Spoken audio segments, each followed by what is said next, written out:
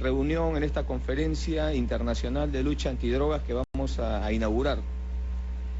Creo que el tema de la lucha contra las drogas es un tema que ningún país del mundo ni ninguna familia en el planeta puede sentirse libre de tener dentro de su familia o en su territorio este fenómeno. Es un fenómeno que cada día ha venido creciendo y que hoy día utilizan formas más modernas para llevar a cabo este ilícito negocio, para penetrar en las fronteras de nuestros países, penetrar en nuestras casas y acechar a nuestros hijos, a nuestra familia, a nuestro entorno. Por lo tanto, felicito a los países que hoy día se han hecho presentes aquí, porque con su presencia nos demuestran de que en sus países este tema es un tema de Estado, es un tema que obedece a la preocupación de la sociedad como conjunto. Quiero además señalar que hoy día tenemos que buscar nuevos enfoques para construir, diseñar políticas efectivas en la lucha contra las drogas. Políticas que vengan desde las escuelas en la generación de valores.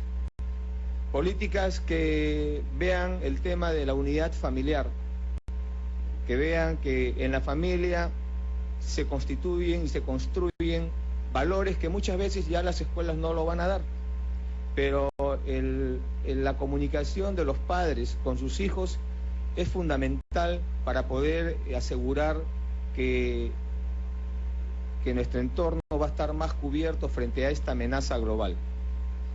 Necesitamos también diseñar dentro de esta política de lucha contra las drogas una visión multisectorial. No podemos creer que solamente a través de la represión, a través de leyes duras, este problema va a desaparecer. Tenemos que tener una política en el ámbito de la salud para poder recuperar a los jóvenes que hoy día ya se encuentran atrapados en la lucha, en el consumo de las drogas. Creo también que es importante que hablemos ya no de países consumidores y países productores. Esa visión al final no nos ha llevado al éxito en la lucha contra las drogas. Tenemos que ver ahora que todos los países como un conjunto buscar intercambios de información, cooperación técnica, asistencia técnica, medidas de prevención y compartir experiencias exitosas. Nosotros, como país, tenemos logros que mostrar al mundo, pero también tenemos que señalar que tenemos tareas por cumplir y que aún faltan hacerlas. Hemos avanzado dentro de nuestro territorio en una política de cultivos alternativos a la hoja de coca. Y hemos logrado experiencias exitosas como en la región San Martín y Ucayali, que también es otra región en la cual una política de cultivos alternativos, de crédito barato, accesible a los campesinos, al agricultor, y la búsqueda de mercados a esos productos pueden ayudarnos a disminuir el cultivo de la hoja de coca, no para fines artesanales o fines culturales, sino para fines ilícitos. Sabemos que este es un problema que tiene muchas aristas. Está el tema económico, está el tema de la falta de presencia del Estado en las zonas donde se produce la hoja de coca y el surgimiento de economías ilegales. Tenemos que combatir todas estas puntos débiles en nuestras sociedades. Asimismo, dentro de la constitución la construcción de una estrategia, tiene que tener un enfoque multisectorial. Por eso es importante llevar el Estado a todo el territorio nacional. A esas zonas donde se dice que las economías son ilegales, allí tenemos que llevar el Estado. Nosotros ya hemos empezado esta tarea. En las zonas de producción cocalera, hemos llevado el Estado y hemos descubierto fenómenos que estamos combatiendo. Tenemos, por ejemplo, una zona cocalera donde el 90% de las familias consumen leña para la cocción de sus alimentos. Sin embargo, en esa zona descubrimos que había más de 60 grifos. 60 grifos que expenden insumos como gasolina, queroseno, etcétera, y hemos tenido que combatir eso con organismos del Estado, OSINERMIN, SUNAT, para combatir también la economía ilegal que no tributa al Estado. Es decir, una política de formalizar estos vastos sectores de nuestra economía que mueven mucho dinero, pero que no tributan, y por lo tanto también allí esa economía ilegal se inserta en otras actividades del Estado. Y eso es lo que tenemos que combatir. Dentro de nuestra estrategia también tenemos la política de lo que son la búsqueda de los mercados a los nuevos cultivos que están realizando nuestros hermanos campesinos agricultores. Y para eso tenemos que trabajar a través de Cancillería, a través del Ministerio de Comercio Exterior, buscando mercados en el exterior para darle rentabilidad a nuestro café, a nuestro cacao, a la stevia, productos que hoy día tienen un alto valor, más que la hoja de coca. Esos son temas que nosotros venimos desarrollando. Además de eso, tenemos que luchar contra la desigualdad. Estas zonas donde se produce hoja de coca, para otros fines que no sean los fines de consumo tradicional en el Perú, estas zonas son zonas de extrema pobreza en su mayoría. Y estamos luchando en dos ámbitos, en achicar la brecha de la desigualdad y en la lucha contra la pobreza. La brecha de la desigualdad es justamente una situación en la cual una persona que tiene, por decir, $100 frente a otra persona que tiene esa misma cantidad en la costa, ambos no tienen las mismas oportunidades de acceder a servicios. Por eso es que se produce esa desigualdad. Y tenemos que luchar contra la pobreza. Para esto estamos trabajando en dos frentes, lo que es la construcción de infraestructura, lo que son carreteras, centros médicos, mejora de centros educativos, y también programas como Beca 18, que es un programa importante para nosotros porque nos permite darle una oportunidad de estudio a esos muchachos que, si no tienen esa oportunidad, lo que van a hacer es dedicarse a sembrar hoja de coca o a entrar a lo que es el narcotráfico. Nosotros también tenemos en la lucha contra la pobreza programas de acción laboral focalizados en estas zonas para darle trabajo a nuestros campesinos, para darle trabajo a la gente mayor también. Y a esa gente de la tercera edad hemos creado el programa Pensión 65, un programa que les permite acceder a una pensión mínima a personas de la tercera edad que por situación de pobreza nunca pudieron cotizar en un sistema pensionario. Es decir, nosotros creemos que en esas condiciones vamos avanzando. Sabemos que no es suficiente, pero creo que estamos dando pasos. Y esta conferencia nos tiene que ayudar a resolver las nuevas problemáticas que se presentan y a compartir esta información.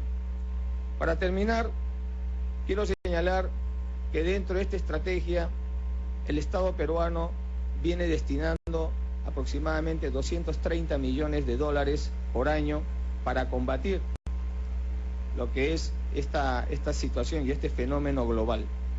Pero no es suficiente si no logramos unirnos los países donde la mayor parte de los embarques de droga están yendo también a contaminar a sus sociedades. necesitamos trabajar juntos y por eso creo que esta reunión va a cumplir sus fines y espero que no sea la última reunión y que se puedan hacer más conferencias en diversos países para ir viendo cómo se va avanzando en esta agenda mundial, en esta agenda global. Felicito a cada uno de ustedes, felicito a organismos internacionales que hoy día se encuentran aquí presentes y felicito también a los medios de comunicación que están coberturando esta actividad. Yo estoy seguro que al término de esta actividad, de esta conferencia, podremos arribar a documentos consensuados, a políticas compartidas y que podamos nosotros de esa manera marcar un hito en el avance en la lucha contra las drogas. Por lo tanto, declaro inaugurado esta conferencia de lucha contra las drogas. Muchas gracias.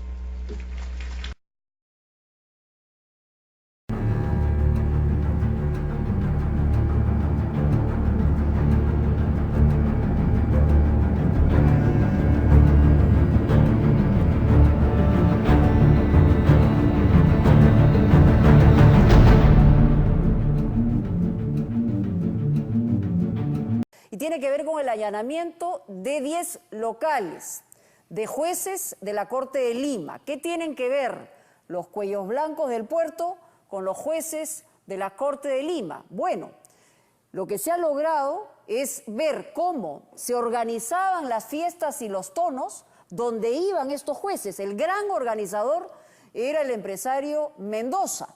Un empresario que tenía vínculos con el poder, con la justicia y con algunos partidos políticos. Pues nos hemos metido al corazón y hemos encontrado cómo eran estas fiestas, quiénes iban. Iban los jueces con este señor Mendoza, que además era litigante con las cortes de estas personas que representaban precisamente a la autoridad judicial. Pero vamos a verlo. $4.000 en efectivo, en billetes de 100, escondidos en este maletín beige, fueron decomisados esta semana en la oficina de un importante juez superior de la Corte de Lima. ¿Qué hacían allí? El martes no solo sino 10 despachos de los más encubrados jueces del Poder Judicial fueron intervenidos por el Ministerio Público bajo la sospecha de que los cuellos blancos no solo operaron en el Callao, sino también en Lima. Oye, hermano, que me dé la mano, que vayas hoy día a mi casa, hermano. ¿Hoy día? Sí, hoy día. Todos son jueces, nada más. ¿Cuánto? 10 jueces son más o menos nosotros.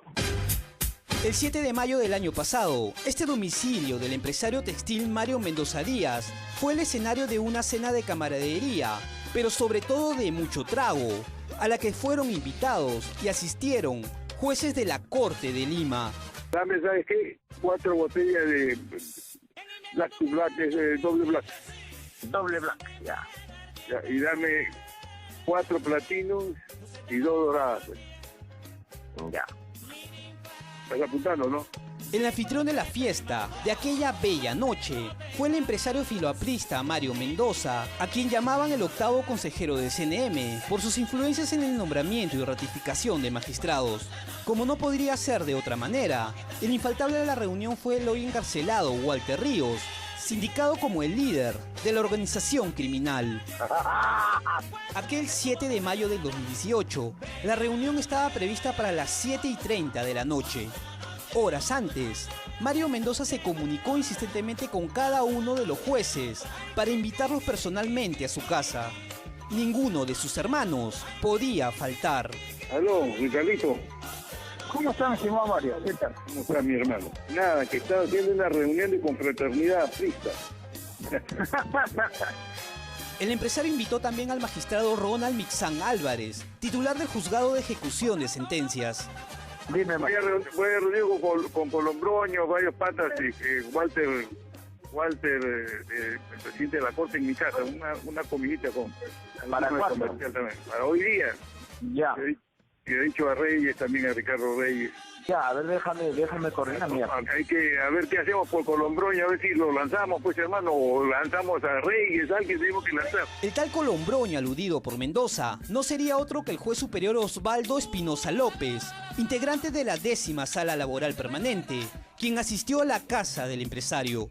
Este magistrado tendría una estrecha relación con Mendoza y Walter Ríos.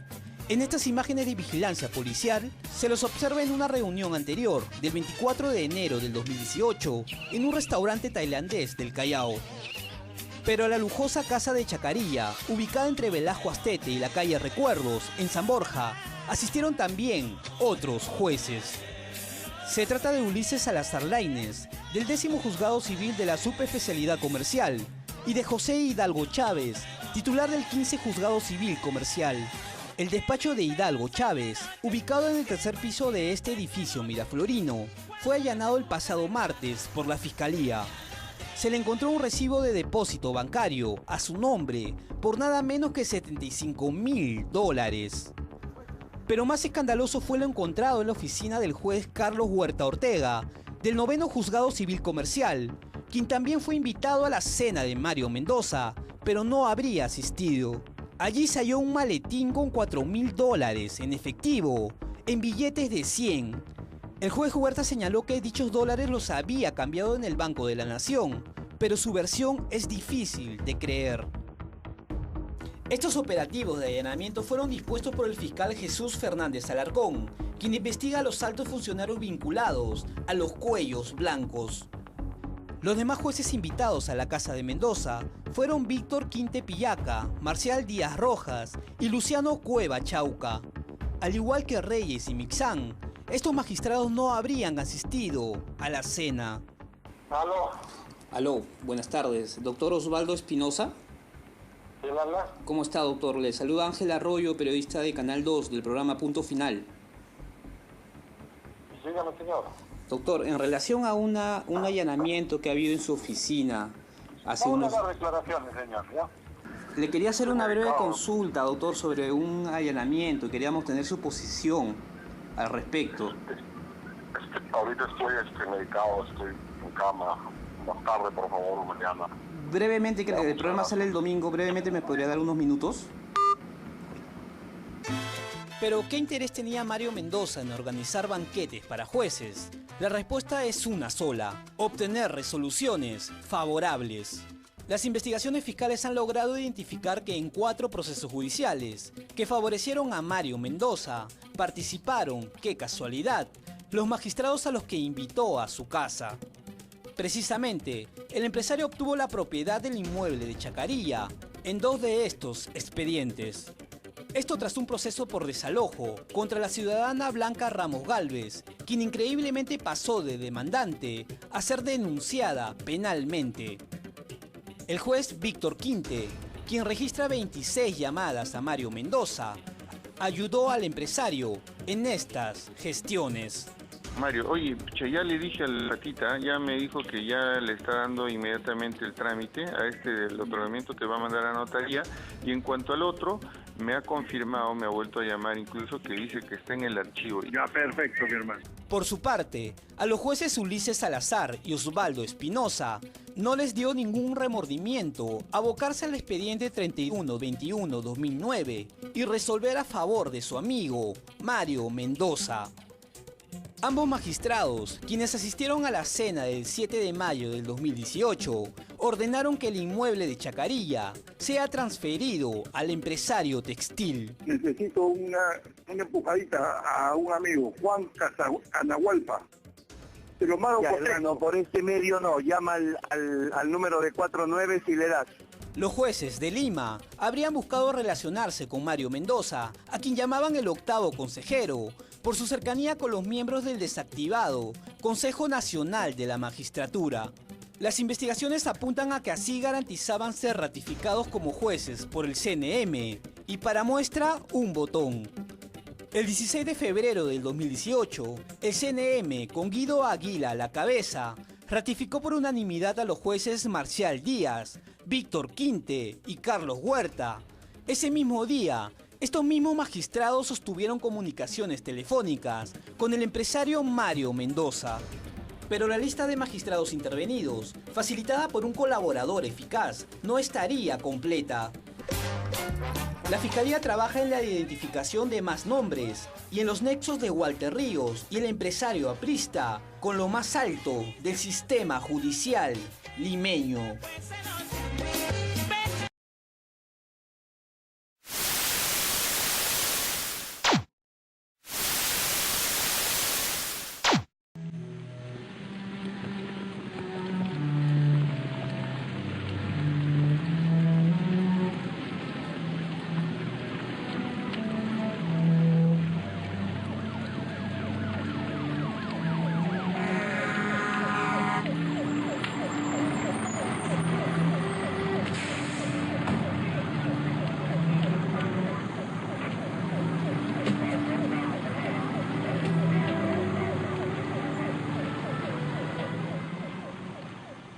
Abimael Guzmán inició la guerra contra el Perú en la madrugada del 17 de mayo de 1980, cuando ordenó el asalto en la pequeña comunidad de Chucchi, en Ayacucho, del local del registro electoral. Fueron destruidos los documentos y el guardián fue maniatado. Los asaltantes huyeron dejando en las paredes inscripciones en favor de la lucha armada. Al día siguiente, el 18 de mayo, después de 12 años de gobierno militar, se realizaron las elecciones para retornar al régimen constitucional. Triunfó el arquitecto Fernando Belaúnde Terry, fundador de Acción Popular. El presidente Belaúnde inició su gobierno el 28 de julio de 1980. El 24 de diciembre de ese año, fue atacado con cargas de dinamita y armas de fuego el Fundo San Agustín de Aizarca, en Ayacucho. Su propietario Benigno Medina, de 60 años, fue torturado y asesinado, y con él un empleado suyo, Ricardo Lizarbe, de 19 años de edad. Guzmán inició con este crimen lo que iba a ser el más grande baño de sangre que se registra en esta parte del mundo. En octubre, fue asaltado el puesto de la Guardia Civil de Tambo, en Ayacucho. Fueron asesinados un policía y 2 civiles. El robo de dinamita y los asaltos a los policías para despojarles de sus armas se había intensificado. La labor de propaganda en todo el país fue muy intensa. Después del cruento ataque a Tambo, el gobierno se decidió a declarar en estado de emergencia 5 provincias del departamento de Ayacucho. En diciembre levantó esta medida. En todo el año, solo se registraron 4 muertos, 2 policías y 2 civiles. El gobierno practicaba la política del avestruz. No quería ver lo que ocurría a su alrededor. En 1982, el terrorismo, envalentonado por la inercia oficial, causó la muerte de 170 personas. El presidente de la República, por intermedio del ministro del Interior, ordenó el repliegue de los puestos de la Guardia Civil de Ayacucho, es decir, dejó amplias zonas del departamento en manos de Guzmán. En marzo de 1982, el terrorismo tomó la ciudad de Ayacucho y liberó los presos senderistas. Hubo muchos muertos y heridos de uno y otro lado. El gobierno se negó a ordenar la intervención de las tropas del ejército, que se encontraban en el cuartel Los Cabitos, a 5 minutos de Ayacucho. Con esta medida se hubiese cambiado el rumbo de los acontecimientos. En agosto de 1982, el ministro del Interior, un general retirado de la Fuerza Aérea, hizo una curiosa declaración.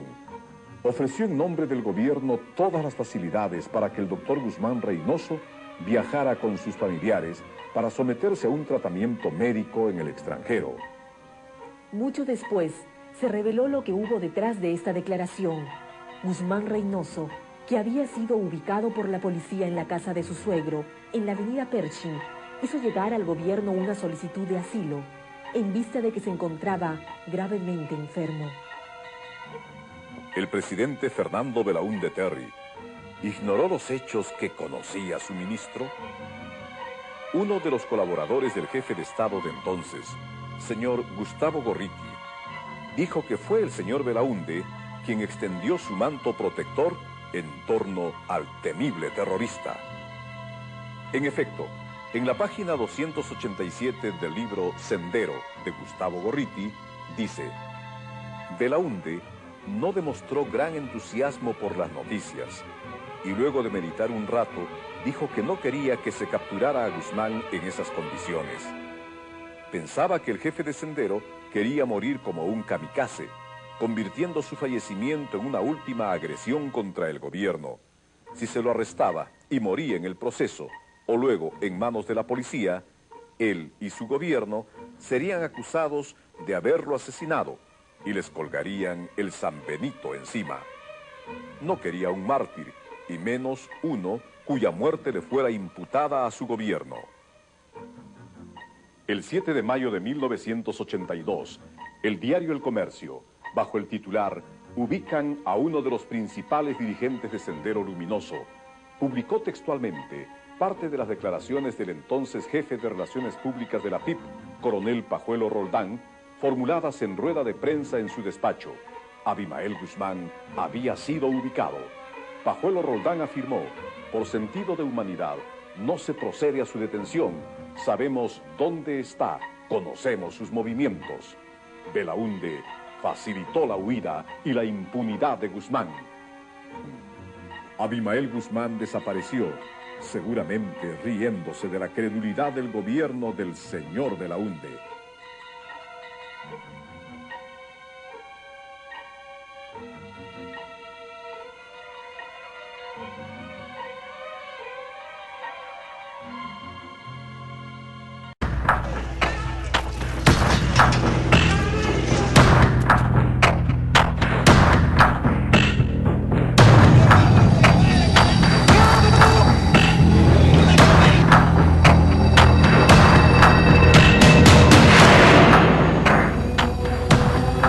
La ola de atentados y abusos registrados al interior del país entre los años 1982 al 85 motivó que las Fuerzas Armadas desplegaran una gran ofensiva en Ayacucho, Huancavelica y Apurímac, que redujo significativamente el accionar de Sendero Luminoso en dichas zonas, pero lamentablemente no fue la solución.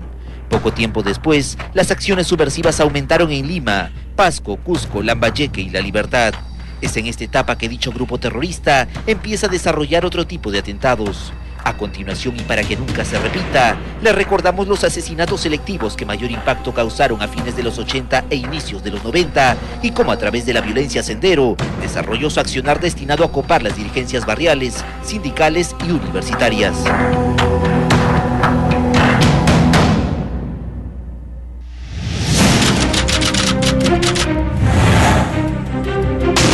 El 24 de abril de 1985, 10 días después de realizarse las elecciones generales, aún se revisaban los escrutinios de votación.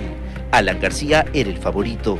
Cerca a las 8:30 de la mañana, el en ese entonces presidente del Jurado Nacional de Elecciones, Domingo García Rada, iba en su automóvil junto a su chofer y un custodio, cuando en una calle de San Isidro fueron interceptados por 2 vehículos, cuyos ocupantes a sangre fría les dispararon con ametralladoras. García Rada quedó gravemente herido, su custodio logró salvarse, pero Segundo Navarro, su chofer, murió 6 días después.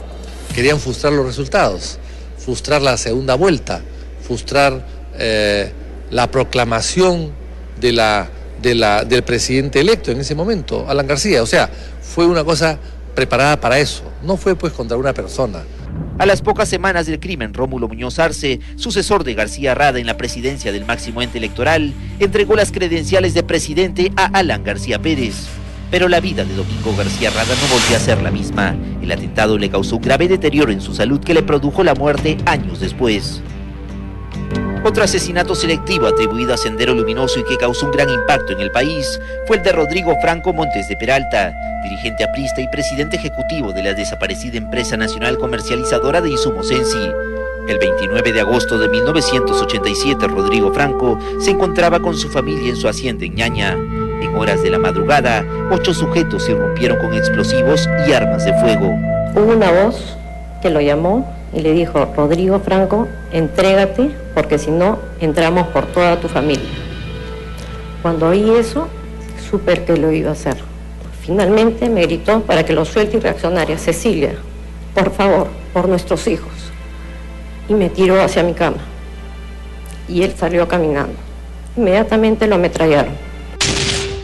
Según la pericia policial, luego de recibir 2 disparos, Rodrigo Franco fue impactado por varias esquirlas producto de un explosivo arrojado muy cerca a él. Luego fue arrastrado hasta un sector de su chacra, donde fue nuevamente ametrallado. En breves segundos, que para mí fueron muy largos, salí a verlo y lo encontré tirado al lado de un cafeto que él mismo había plantado en la puerta de nuestro jardín. Estaba sangrando, pero no podía aceptar yo la idea de que estuviera muerto.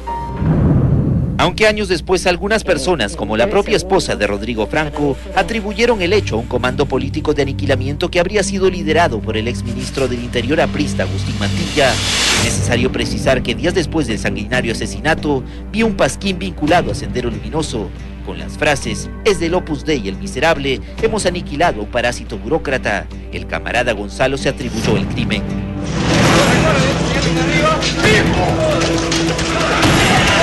Los intentos de Sendero por debilitar la democracia en el país continuaron. En 1989 planearon boicotear las elecciones municipales con paros armados, asesinatos a candidatos y la detonación de cochebombas. Afortunadamente no lograron tal objetivo. Sus ambiciones se orientaron con mayor fuerza a interrumpir los comicios presidenciales de 1990. Quizás en respuesta a la decisión del presidente Alan García de decretar el estado de emergencia en Lima y el Callao para que las Fuerzas Armadas asuman el control. El accionar subversivo orientó sus asesinatos selectivos hacia algunos miembros del Ejecutivo.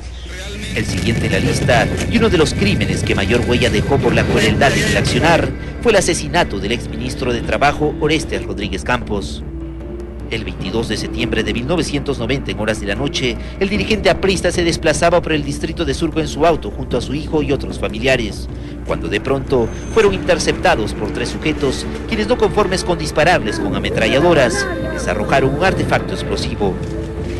Orestes Rodríguez y su hijo de solo 22 años murieron en el acto. Sus seres queridos, que iban en la parte posterior, fueron evacuados de emergencia. Aquellos que sí vivimos eso, tenemos el deber moral de comunicar eso que sufrió el país y así pagar esta indiferencia que muchas veces tuvimos frente al dolor ajeno. Los más de 10 años de violencia subversiva que vivió el Perú dejaron cifras irreparables. Oficialmente se registraron cerca de 70.000 muertes, más de 5.000 desaparecidos y pérdidas materiales que superan los 20.000 millones de dólares. Un pasado que no debe ser olvidado por nadie y que debe ser transmitido a las nuevas generaciones para que nunca se repita.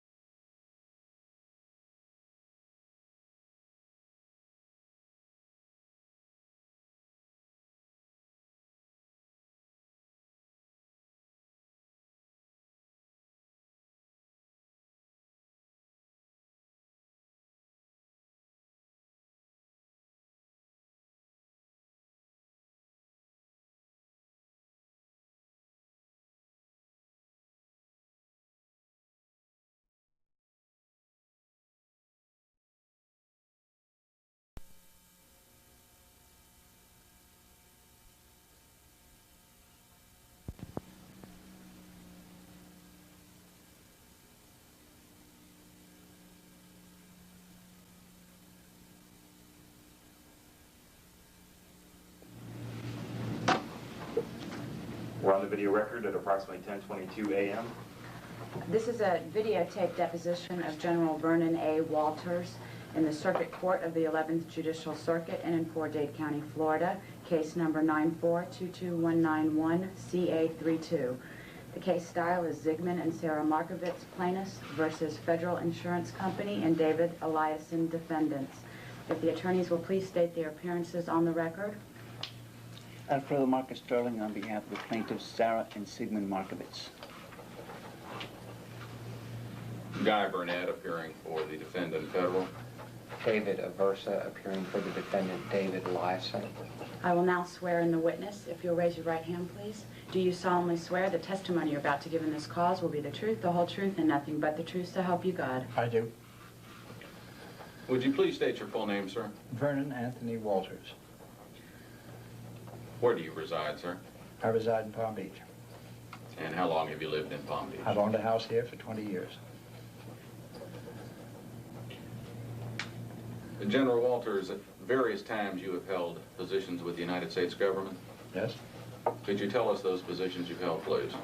Well, I was an Army officer for 36 years. My last assignment was Deputy Director of CIA from 1972 to 1976. I then retired for 3 years. I then returned as Ambassador at Large, Ambassador to the United Nations, which was a cabinet position, and Ambassador to Germany. And when did you retire from public service? I retired from public service in October 1991. General Walters, we're here today for your deposition in connection with a case involving Zygmunt Markovits and Federal Insurance Company. This is concerning an insurance claim matter. Let me begin by asking you, do you know Zygmunt Markovits? I have no recollection of such a name. I see Mr. Markovits here, who introduced me himself as such, and I do not recognize him. I have met thousands and thousands of people in the course of a life where I have occupied very public positions, but I have no recollection of ever meeting or talking to Mr. Markovits. Until he walked into the room just now? That's right. I take it then you have never had any type of close personal relationship with Zygmunt Markovits? I have not.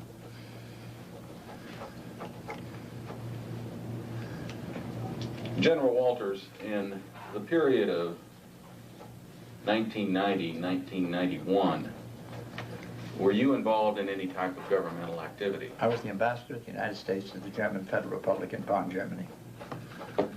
Did you at that time, sir, have any involvement in any CIA activities? None. Did you have any involvement in any anti-drug trafficking activities? None. Other than to express U.S. policy to the German government on the subject. I was resident in Bonn. Yes, sir. Other than pronouncing policy, though, That's you weren't right. involved in any activities. Did you at that time personally recruit or request Zygmunt Markovits to become involved in seeking the recovery of money from Manuel Noriega? I have no recollection of any such request. Ambassadors don't do such sort of things. They delegate it to someone else. They don't get themselves involved in that sort of thing. In 1991, General, were you even involved in those type activities having to do with Noriega's funds and drug trafficking issues while you were then ambassador? No. When were you last involved in any capacity that would relate to anti-drug trafficking activities for the U.S. government? Other than expressing general policy, such as an ambassador, when I was ambassador to the United Nations, when I was ambassador at large, I was not involved in that. I had, both in my embassy in Bonn, I had a drug enforcement agency officer. Yes. But other than that, I may have had one in New York. I don't know. I don't think so. During your term with the CIA, did you have any type of involvement in anti-drug trafficking activities or any official capacity? The only one I had, I remember there were accusations against the CIA about the Golden Triangle in Laos or Cambodia. And there were many accusations that the CIA was involved in that. I ascertained to my satisfaction that it was not. And that was only in Southeast Asia, let me be precise. Yes, sir. And during that time, General, or at any other time, have you ever been involved in any type of program or activities concerning anti-drug trafficking matters to which Zygmunt Markovits has in any way been connected? I have no recollection of any such activities. General Walters, do you know a Gerald Solomon? I do. He's a congressman from New York State. Do you know another Gerald Solomon who was involved in an automobile dealership in Boca Raton, Florida? I do not. If I had, I would have remembered because of knowing the other Jerry Solomon. The coincidence would have struck me. In particular, General Walters, did you have lunch with Gerald Solomon and this man right here, Zygmunt Markovits, in Boca Raton a few years ago? When? Approximately 1992, 1993, 1994.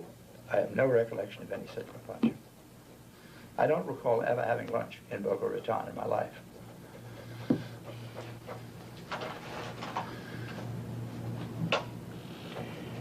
General Walters, did you, sir, make a telephone call to the offices of Butler, Burnett, and Pappas in Tampa during the week preceding Christmas, in other words, last month, in an attempt to reach Zygmunt Markovits? I did not. When was it?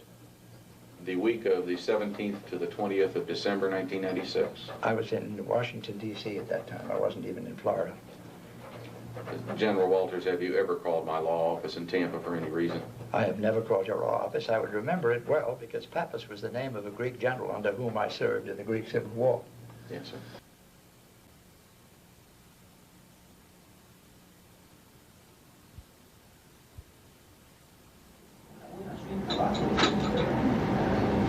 Do you swear to interpret from English to Spanish and Spanish to English the following proceedings to the best of your ability, so help you? Could you raise your right hand, please, Levante su mano derecha, por favor.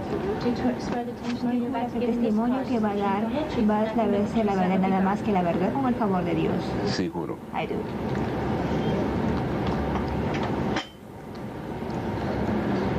Good morning, Mr. Prime Minister. My name is Neil Lewis. Señor Primer Ministro, mi nombre es Neil Lewis. I'm the attorney for Zygmunt and Sarah Markovits, Soy el abogado de Zygmunt y de Sarah Markovits.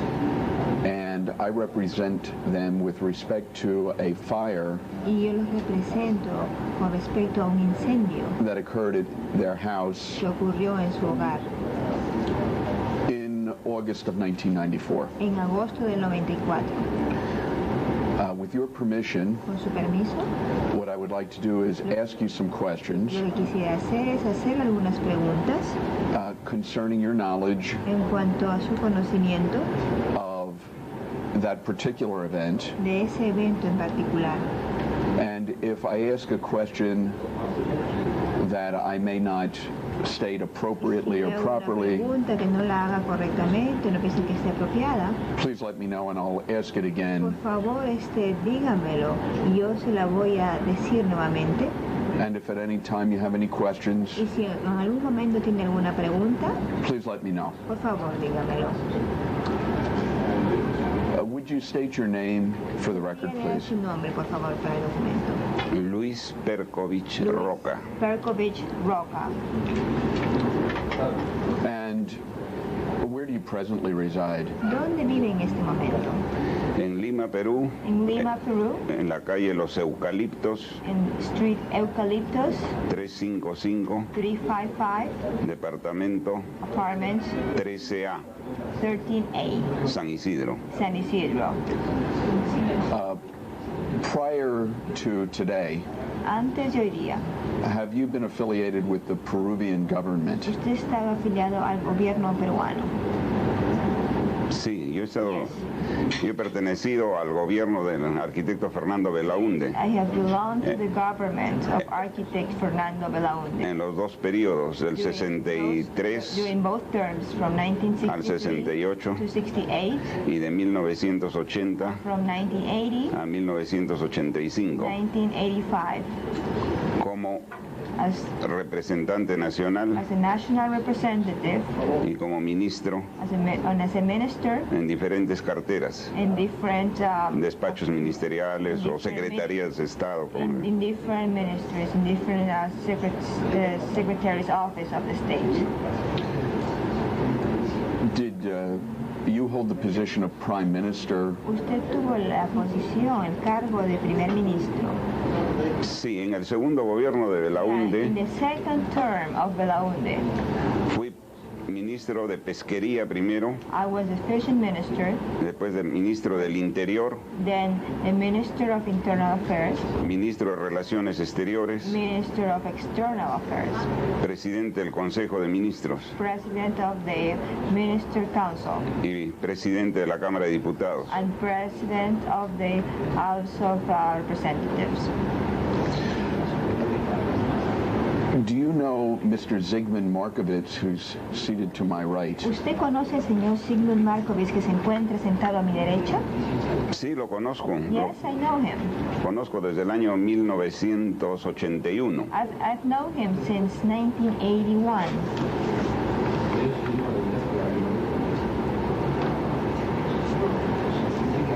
And during the time that you've known him, Y durante el tiempo que usted lo ha conocido, Durante ¿Qué cosa? Durante la época que usted lo ha conocido. Sí, ¿qué tiene? Está continuando con la Yeah. pregunta. Did you know him both personally, socially, ¿Usted lo conocía de una forma personal, social and in an employment or work setting also? y también en la parte de trabajo? Sí, lo he conocido primero en forma social desde Well, I've known him in a social setting. el año 81 que acabo de referir The year 1981 that I just mentioned hasta el año 83 until the year 83, que asumí la cartera del Ministerio del Interior. where I was in charge of the Ministry of Interior Affairs. Mr. Prime Minister, as part of your duties as Minister of Internal Affairs, of Interior, I apologize. Como señor primer ministro, como parte de sus deberes como ministro de los del Interior, Did you have authority over drug trafficking and the enforcement of the laws concerning drug trafficking in Peru? usted tenía que hacer cumplir la Strike that question. As Minister of the Interior, como ministro del Interior.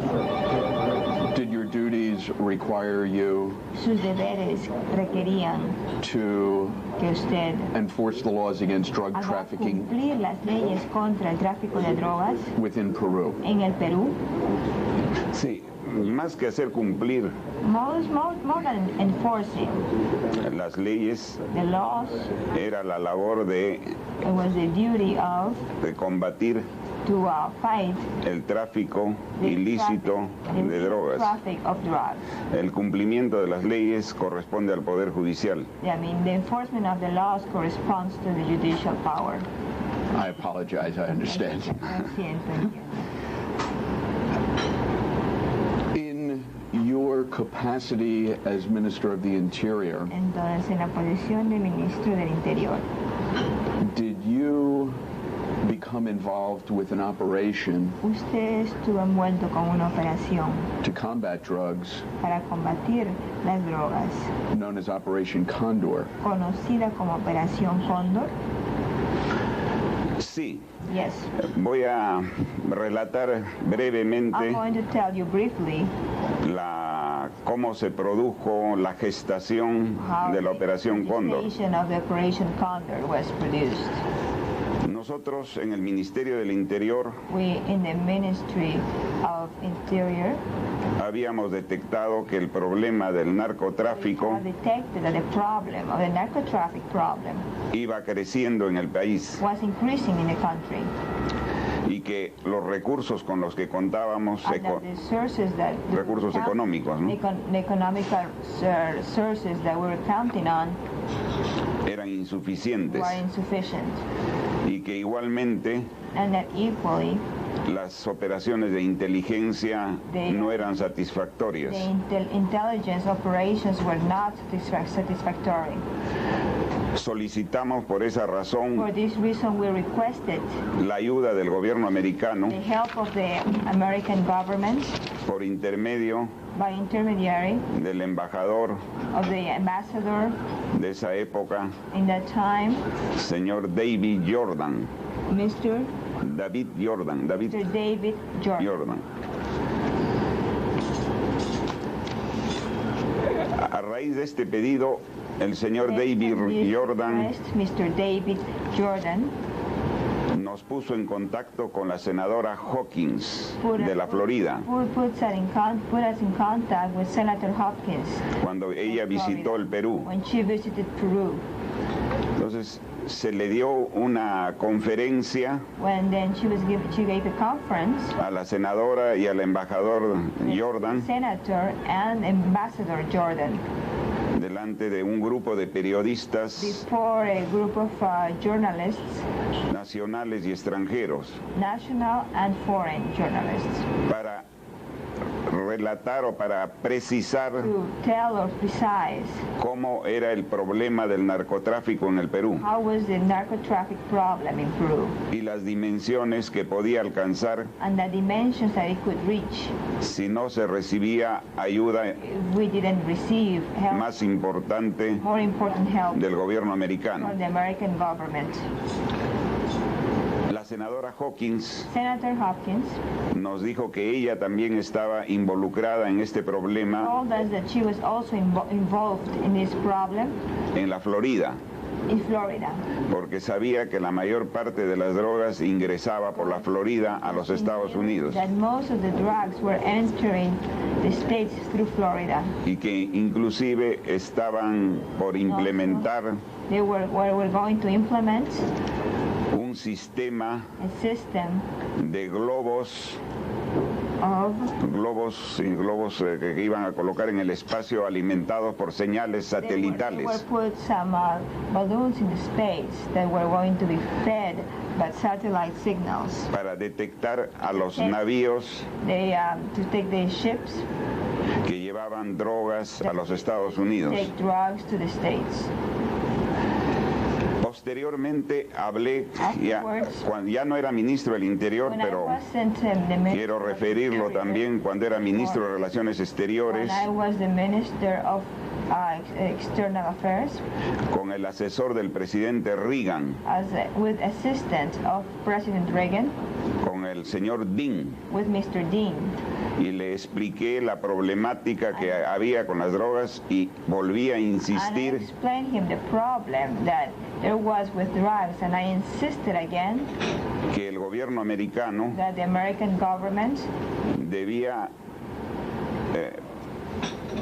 dar una ayuda más generosa al Perú provide a more generous help to en recursos humanos regarding human y resources en ayuda económica and economical para erradicar los cultivos to remove the plantations y interceptar a las naves que llevaban la droga del Perú a Colombia y Estados Unidos. that they were bringing the drug from Peru to Colombia and the States. Cuando estábamos en todo este proceso de solicitar ayuda, We were in the process of requesting help. recibimos We received la visita del señor Markevich enviado por el gobierno americano. the visit of Mr. Markovitz. He was sent by the American government. May I ask how you know that, Mr. Prime Minister? ¿Me puedo preguntarle cómo sabe eso, señor primer ministro? ¿Cómo qué? How he knows that Mr. Markovitz was sent from the American government? ¿Cómo sabe usted que el señor Markovitz estuvo enviado del gobierno americano? Nos llamaron al despacho ministerial They called us to the ministry, indicándonos que nos iban a enviar telling us that they were going to send una persona a person, peruana Peruvian person, que por el trabajo que realizaba como industrial that because of the work that he was achieving as an industrial, conocía he used to la situación en la que se estaba viviendo situation that we were living en la Amazonía peruana con el narcotráfico. being lived in the Peruvian forest with the narcotraffic. Did you know the business that Mr. Markovitz was involved in as a businessman? ¿Usted conocía el tipo de negocio en el que estaba envuelto el señor Markovitz como hombre de negocios? Hasta ese momento no conocía. Until that point, I didn't know. Cuando lo recibí When I y le pregunté and I asked him cómo era que él podía darnos ayuda en la zona de la selva, able to provide us help in the area of the forest, él me comentó de que tenía un astillero en Manaos that he told me that he had y a ship in Manaos, un astillero, una fábrica de embarcaciones. Ya, ¿Cómo? Nos comentó el señor Markevich que Él conocía la selva, iba con frecuencia porque tenía un astillero, o sea, una fábrica que se encargan de producir embarcaciones, de reparar embarcaciones, de hacer esos trabajos.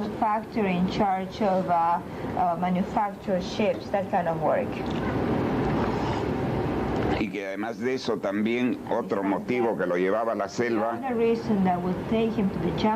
era su trabajo relacionado con la producción de chicles, que sacaban una goma de los árboles de la selva para utilizarlo como producto natural en lugar del caucho artificial que se ponía en el chicle. Entonces nos pareció de que efectivamente era la persona que podía ayudarnos.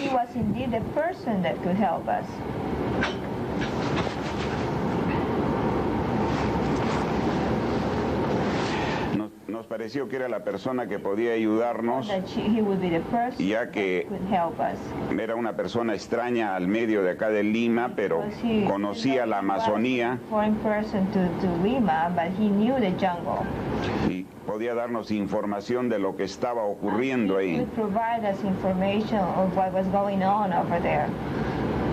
As a result of your meeting with him, como resultado de su reunión con él, and in your official capacity,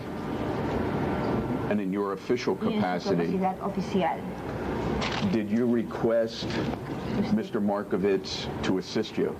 ¿Usted le pidió al señor Markovits que lo ayudara? Sí. Yes. Yo le pedí de que nos ayudara con toda la información que pudiera alcanzarnos como información complementaria de la que recibíamos de nuestros propios servicios de inteligencia. Porque el problema del narcotráfico, como en todos los países, vulnera fácilmente, o vulnera o afecta o compromete a las fuerzas policiales y a las fuerzas armadas. Entonces necesitábamos información adicional al margen de la que estábamos recibiendo. So we requested additional information besides the information that we were receiving. Did Mr. Markovits assist you in any way with enforcement by the actions that he took? El señor Markovits lo ayudó en alguna forma para hacer cumplir esto con las acciones que hizo. Sí. Yes. El señor Markovits nos manifestó de que veía movimientos extraños de aviones que no aterrizaban en las pistas oficiales, en las pistas para aviones oficiales, y que al parecer estaban saliendo de pistas clandestinas.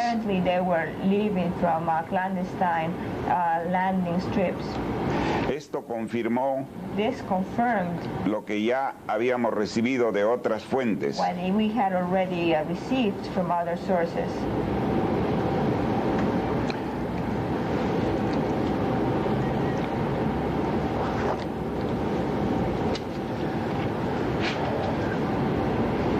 Come a time that Alan Garcia became president of Peru. Hubo un momento en que el señor Alan García se convirtió en presidente del Perú.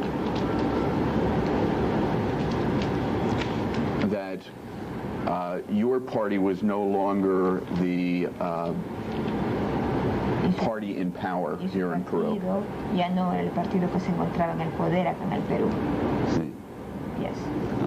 No, pero la pregunta no la entiendo. I don't understand the question.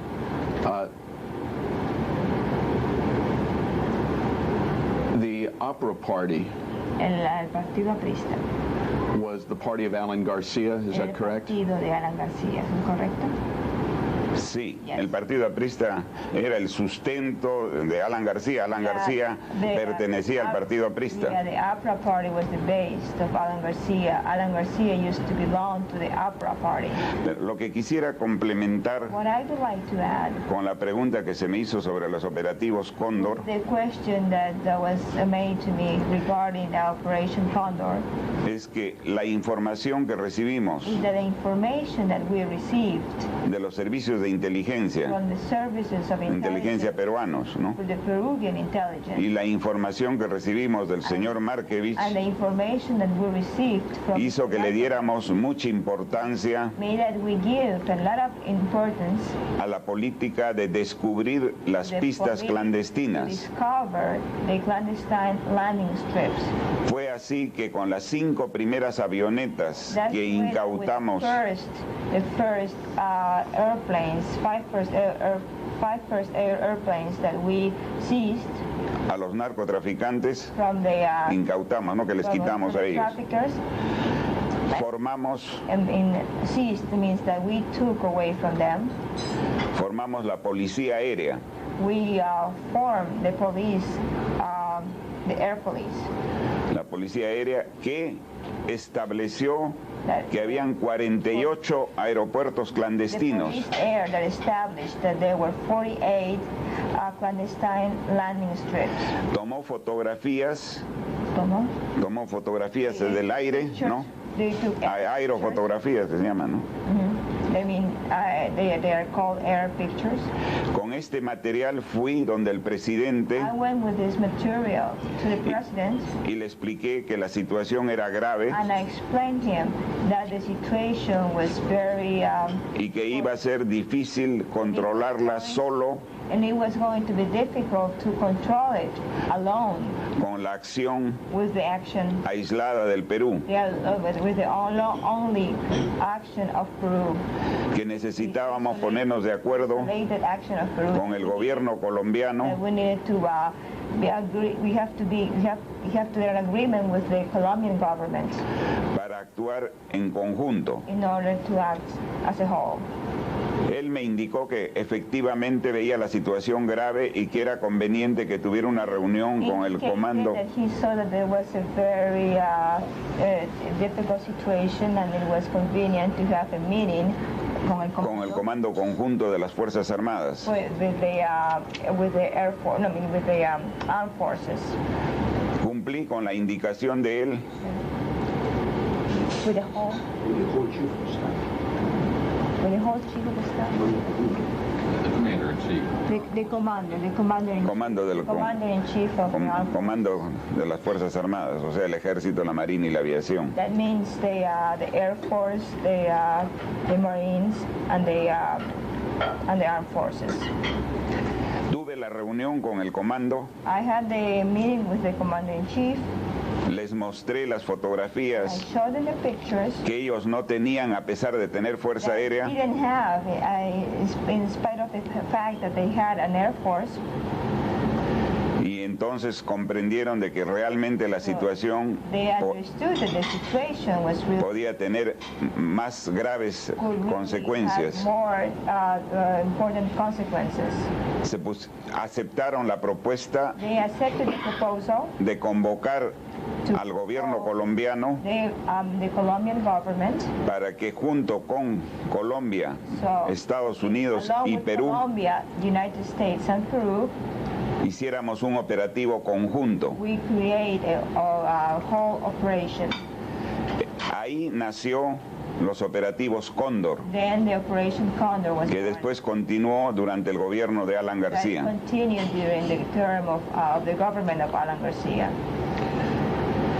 Mr. Markovitz's involvement with the Peruvian government, to your knowledge, que usted sepa el hecho de que el señor Markovich que estaba involucrado con el gobierno peruano was done with the approval of the American government. Se hizo con la aprobación del gobierno americano. No. La presencia del señor Markovich era una presencia. No. No. El gobierno nos lo había enviado para que nos ayudara en la información, pero el operativo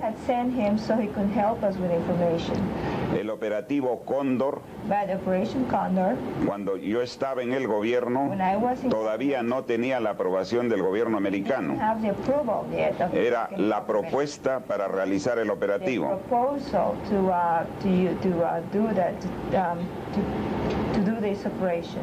La presencia del señor Markovich era una presencia auxiliar, una presencia adicional para mejorar nuestras acciones de inteligencia. So he was acting on behalf of the Peruvian government at that time? Entonces él estaba actuando a nombre del gobierno peruano en esa época. Era una persona que nos ayudaba a nosotros, que estaba en relación directa conmigo como ministro del Interior. Exclusivamente, naturalmente. Naturalmente que al estar en contacto conmigo, que era ministro del Interior, estaba actuando dentro de la responsabilidad del gobierno peruano.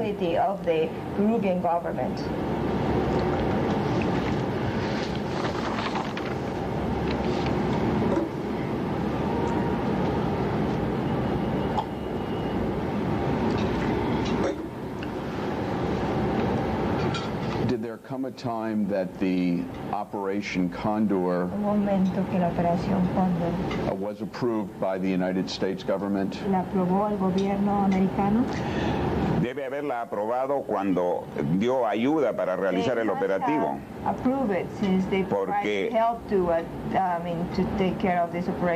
Porque es un operativo que ha seguido durante varios meses y años.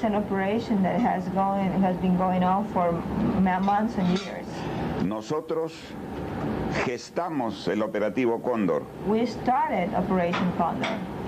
El operativo Cóndor se desarrolló durante el gobierno siguiente con toda la información que nosotros habíamos armado y habíamos preparado.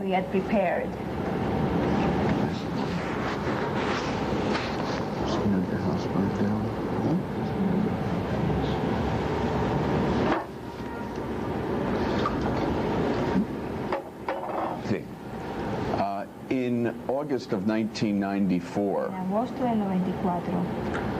Mr. Markovit's house burned down se incendió la casa del señor Markovich in Miami. En Miami. Are you aware of that? ¿Usted está al tanto de esto? Sí, yo me informé de que había sufrido un incendio en la casa de él. That there had been a fire in his house. Y como amigo que era mío y en cierto modo colaborador durante mi gestión, lo menos que podía hacer era llamarle y expresarle mi pesar por lo que había ocurrido. Did he tell you what happened to his house? ¿Él le dijo lo que le pasó a su casa? Sí, me dijo de que había sufrido un incendio que había arrasado completamente su casa. Y cuando le pregunté a qué se debía, me dijo que ignoraba por el momento cuál había sido, que eso estaba en proceso de investigación. Did you speak with him again after that? ¿Usted habló otra vez con él después de eso? Sí. Yo hablé con él posteriormente, me interesé por saber si se había aclarado y que si se sabía de dónde podía provenir. Él me manifestó de que habían indicios que podía ser una represalia. Represalia de carácter político, ¿no? Did he indicate to you why he thought it was political revenge? Él le dijo por qué pensaba que se trataba de una represalia política. Bueno, él me manifestó de que sus relaciones con el gobierno del señor Alan García no eran buenas porque atribuían a él el hecho de haber proporcionado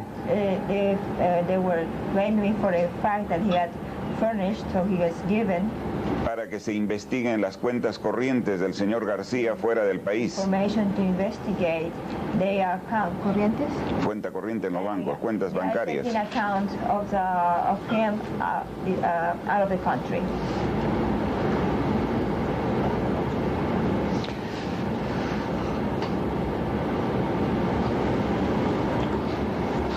Based upon your governmental positions basado en su posición gubernamental and your knowledge of his, meaning Mr. Markovitz's work y su conocimiento sobre el trabajo del señor Markovitz in assisting the government a los gobiernos in fighting drug trafficking, contra la lucha de narcotráfico.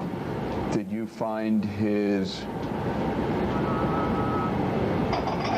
position, his belief, ¿Usted cree que lo que él pensaba, lo que él creía, to be possible? era posible? Bueno, yo creo que sí es posible. Podía ser de gente vinculada con el narcotráfico o de gente vinculada con el señor Alan García por los problemas que él creía que habían sido conducidos por el señor Markovitz a la investigación de la Comisión del Congreso. No sé. Me pongo en la hipótesis de que podía ser una represalia política por la trayectoria del Partido Aprista. Yo he sufrido 3 atentados en mis propiedades, en Chimbote. Cuando ya no era ministro, y habían pasado más o menos 5 años que había dejado de ser ministro del Interior, y estaba representando al Partido Acción Popular en el Frente Democrático. Entonces es un poco raro que cuando yo no tenía ya responsabilidad política se produzcan los atentados con mi propiedad en Chimbote, donde el APRA tenía inmensa mayoría en esa época. Eso me lleva a pensar.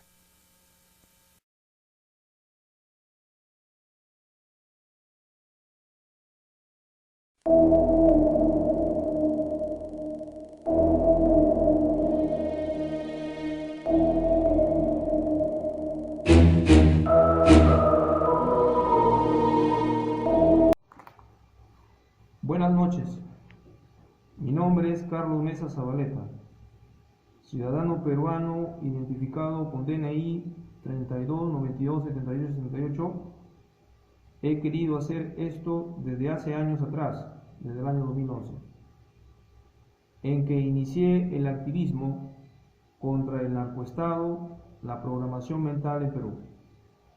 Me estoy dirigiendo públicamente a la comunidad internacional, a la Asamblea General de las Naciones Unidas, a Amnistía Internacional, a Human Rights, al pueblo de Colombia, México, Argentina, Salvador, Guatemala y al resto de las naciones. Una serie de acontecimientos y hechos ameritan mi preocupación y reacción ante lo ocurrido en el presente año, más precisamente en los meses de agosto. Primero, mi computadora personal fue intervenida en su sistema operativo hackeado y que vulnera la seguridad de mi máquina y mi domicilio fue violentado. Punto 2. Google me informa que mi correo fue abierto en Ciudad de Lima, estando yo en Ciudad de Chimbote. Esto lo he demostrado a través de la red social en Facebook, Carlos Mesa Zabaleta, en un video de mi autoría. Punto tercero. Las instantáneas tomadas en mi Android, con ubicaciones que no corresponden a mi lugar y posición. Enlaces de verificación de Google con fallas en su envío, en digitación.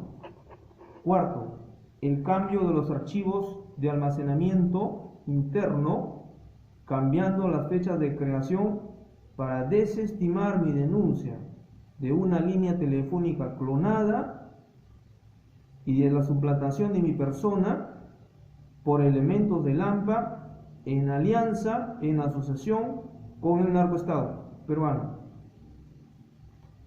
La no investigación y archivamiento de mi caso de vibraciones, que hasta el día de hoy me producen adormecimientos diarios en manos y amnesia y fallas de memoria. Quiero responder algunas inquietudes a los lectores y público en general. ¿Quién es Carlos Mesa Zabaleta?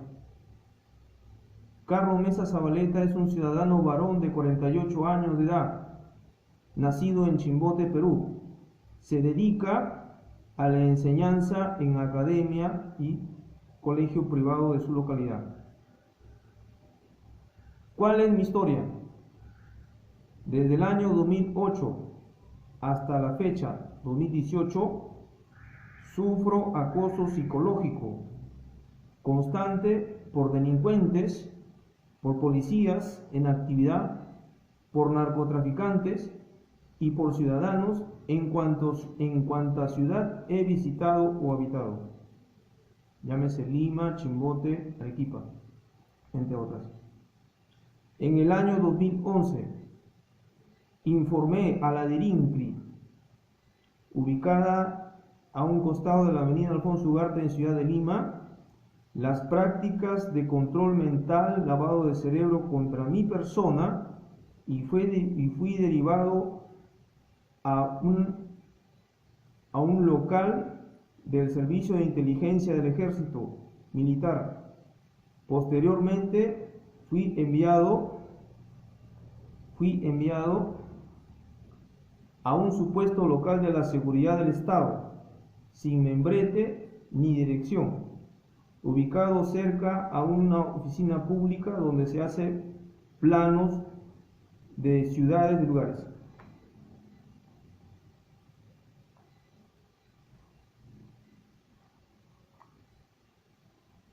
Sin un auténtico ánimo de investigar por parte de las Fuerzas Armadas y policiales de mi país, renuncié a mi empleo en el año 2011 y retorné a Ciudad de Chimbote.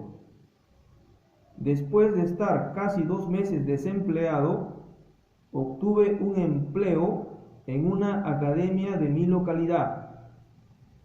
Fue en el año 2011 que creé un canal en la red social de YouTube de nombre Channel Liberty 1 y el canal Channel Liberty, con la intención de dirigirme a la comunidad internacional. Elaboré los documentales llamados Guerras Secretas, Hipótesis de la existencia del control mental y el Fight State.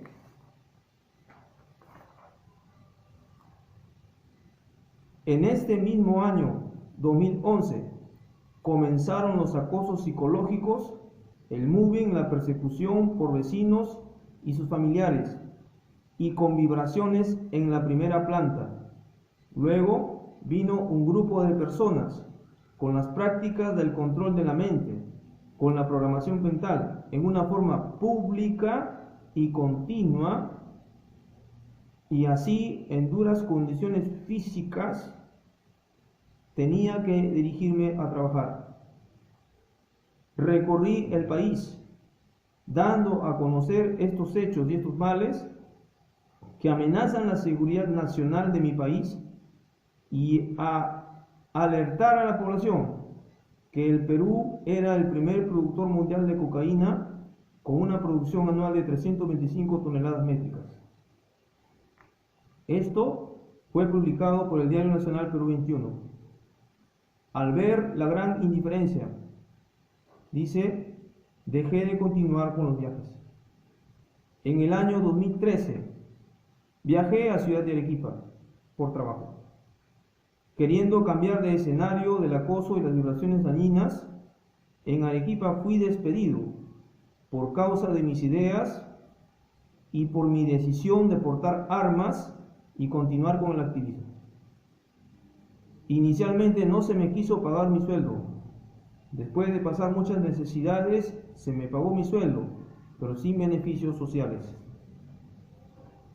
Regresé en el año 2013 a Ciudad de Chimbote, decidido a denunciar estos hechos a la Fiscalía Penal en Chimbote. Mi causa inicial era el acoso psicológico. Fue desestimado por el Ministerio Público y sus funcionarios. Fui enviado a la Fiscalía del Medio Ambiente. El delito del medio ambiente en el Perú afecta al Estado y no a las personas. Después de una serie de omisiones por el fiscal correspondiente y por la Unidad de Gestión Ambiental y por la División de Turismo del Medio Ambiente de ese entonces, la DITURMA, mi caso fue archivado y no dado al lugar. Por mi conocimiento acerca de la lucha armada en mi país en los años 80, sabía que el asunto de las vibraciones solo terminaba en sangre y fuego. Mi persona hasta el año 2008 no tuvo problemas alguno con policía, con alcalde, con narcotraficantes, con el AMPA, ni con la seguridad del Estado, ni vecindario. Del año 2011 hasta la fecha, tengo problemas con todos ellos, hasta enfrentamientos con los antes mencionados. En el año 2013, lo digo públicamente y sin temor, me levanté en armas con un cuchillo ante el Ministerio Público y Poder Judicial de la ciudad de Chimbote. Sospechaba que este poder del Estado era muy corrupto. Creo que a la actualidad todos tenemos esa certeza nacional. Las vibraciones en la actualidad han deteriorado techos, paredes, fachada, piso de cerámica, son ahora en forma diurna y nocturna. A esto se suma la participación de malos vecinos y de un grupo de personas en números de cientos. El motivo de usar las redes sociales de Facebook y YouTube y ahora Instagram no ha sido buscar notoriedad política, ni pública, ni fama, sino que el motivo ha sido que hasta el día de hoy ningún medio de prensa, escrito, televisado, radial, me ha dado cobertura. Lo que me hace pensar que estamos ante un control de la información. En las redes sociales tengo contacto con The New York Times en Estados Unidos, con la periodista mexicana Aristegui y con la RAI de Italia, entre otras, con el canal Cristiano 55 y con el diario La República. El Ministerio del Interior, el Ministerio de Defensa, ningún Congreso de la República ha formado alguna investigación, dice, y lo único que atiné a hacer fue informar, preguntar públicamente al entonces presidente Barack Obama si la Agencia Central de Inteligencia, la CIA, al presidente ruso Vladimir Putin, la KGB y al primer ministro inglés, si el MI6 tenía conocimiento acerca de los graves hechos que son de conocimiento de las agencias secretas en el mundo. He sido inducido por medios que se deben investigar, a síntomas de enfermedad, a debilidad física y mental, a amnesia, a cambio de personalidad. Por mi conocimiento del Código del Militar, sé que Fuerzas Armadas deben defender la Constitución, las leyes y a los ciudadanos, y que en caso de un conflicto armado, interno o externo, deben entregar las armas a los civiles en caso de que ya no haya quien luche por ello. Siendo una estrategia del narcoestado que cierto grupo profesional, supongo de prestigio internacional, externamente viene lavando la cara al narcoestado peruano, con lobbies en todo el mundo a cambio de favores económicos, de contratos estatales, no solo en embajadas, ONGs, organismos de derechos humanos. Vienen disfrutando del dinero de la corrupción y del narcotráfico. Carlos Mesa Zabaleta hasta el día de hoy no tiene kit electoral, lista de candidatura, firma que lo apoye, simpatizantes para ser elegido autoridad, constituyendo esto la mayor tomadura de pelo nacional e internacional. Estas prácticas vienen sucediendo desde los delincuentes presidentes Alan García, Ollanta Humala, hoy preso, Pedro Pablo Kuczynski, juzgado, y el actual Martín Vizcarra.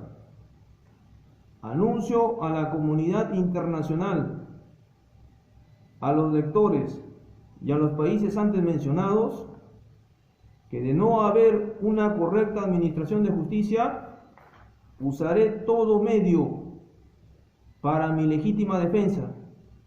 No estoy luchando contra una persona, sino contra un narcoestado corrupto, con logística, con ejércitos, con dinero y con voceros internacionales. De ser honesto, como hombre solicito soldados y armas a algún país amigo que verdaderamente luche contra el narcotráfico y la opresión. En cuanto a la fe, solo desearía que Dios enviase un ángel para exterminar 140.000 hombres. Chimbote, 19 de agosto de 2018, siendo las 9:04. Chimbote. Gracias.